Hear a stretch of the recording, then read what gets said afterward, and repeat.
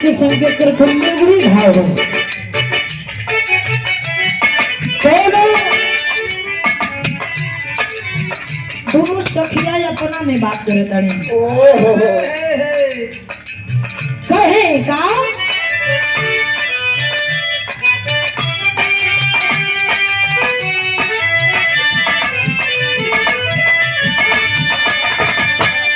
और सखी बरसे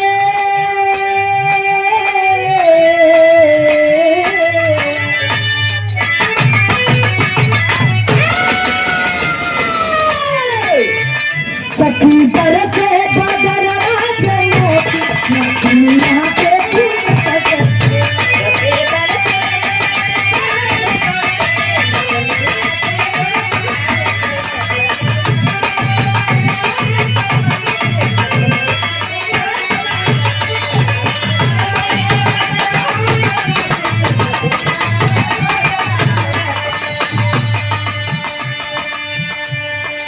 लेकिन गौर करेंगे बाबू, ये 4 दिन की माया के बाजार है, ये 4 दिन की जिंदगी होती क्या है।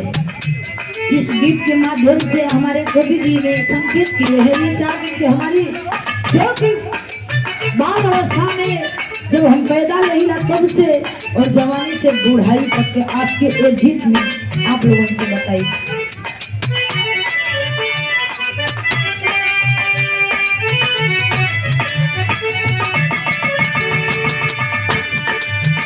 ये 4 दिन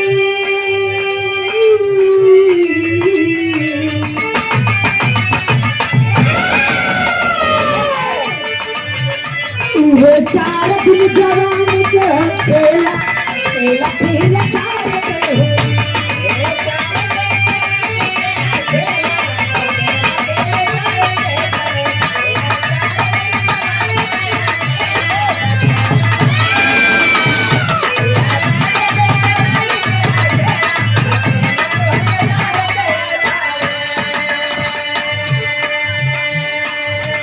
बने जतना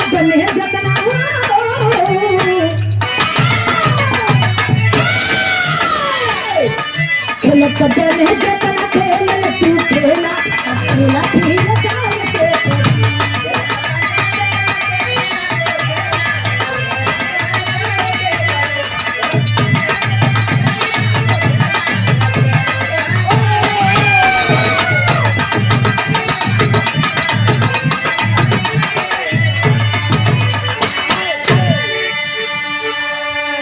ये 4 दिन जवानी की हो खेला अकेला फिर जाए के पड़े। अरे बाबू गौर करेंगे आप लोग, ये 4 दिन की जिंदगी बाल अवस्था, पौध अवस्था, युवा अवस्था, वृद्धावस्था, यही जिंदगी में 4 दिन अवेला 4 दिन में कोटे करेंगे का हो।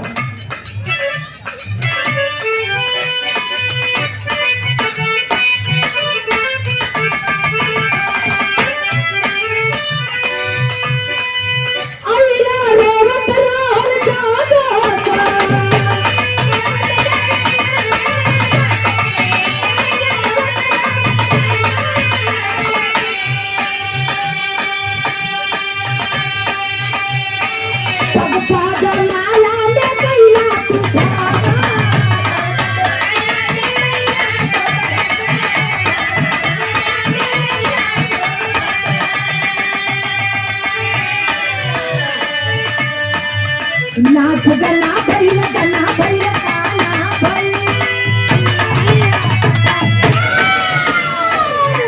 नाच गना भैया बजाना बजेला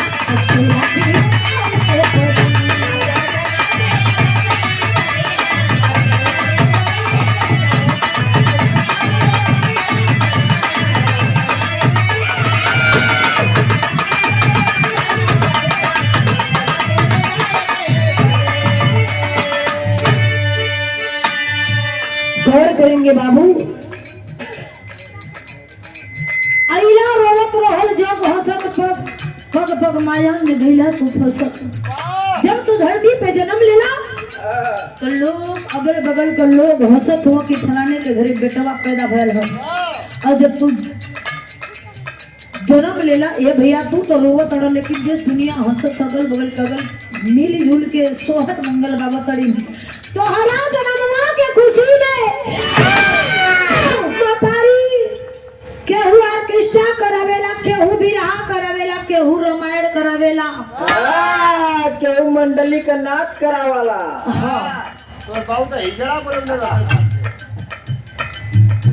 तोहरा जन्मला के खुशी में। लेकिन ये भैया धीरे धीरे लोग कहना कि लड़का हमारा लड़का को उम्र बढ़त, लेकिन हम कहिला लड़का को उम्र ना बढ़त, लड़का का लंबाई बढ़त। उम्र जब जन्म धरती पर लेला तबे तो तोहार उम्र घटे लगल। धीरे धीरे समय आ गई वाले पंडितन है भैया 24 में जवानी के दहलीज में जब पैर रखला तो भैया का मास्टर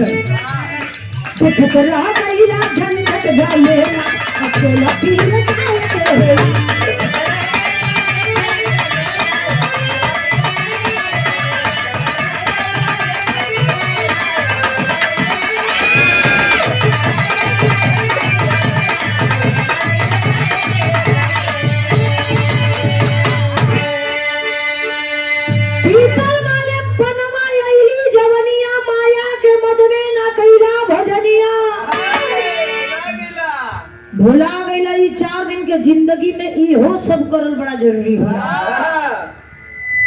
भाव भजन भी बड़ा अनिवार्य हो। यही से तरमतार हुई। ए भैया जवानी के दलित पे पैर रख लगा नौकरी चाकरी पा गया। काट तेरे कहू दौड़े लगे फलाने के लइकवा नौकरी सरकारी पौले हो। फलाने के लइकवा करगट डाकत ह।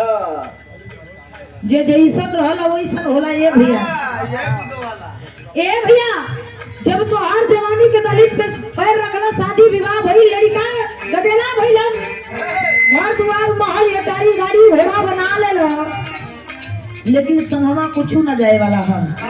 संगवा सिर्फ भाव और भजन बात और व्यवहार जो जैसा करेगा वैसा पाएगा, जो बोएगा जैसा वैसा ही काटेगा। ए भैया लेकिन धीरे धीरे अब यही में तुम्हारा उम्र में भुला गए, लेकिन हम कहिला ना तो कुछ लेके आई बड़ा ना लेके जेबा।